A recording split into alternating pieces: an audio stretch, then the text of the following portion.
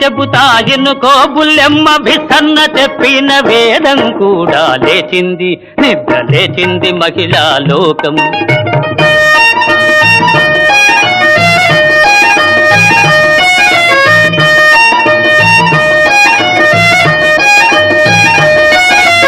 పల్లెటూళ్ళలో పంచాయతీలు,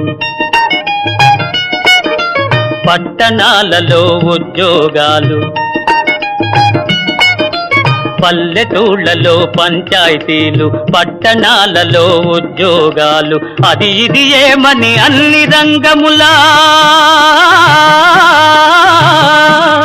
అది ఇది ఏమని అన్ని రంగముల మగధీరులనెదిరించారు, నిరుద్యోగులను పెంచారు.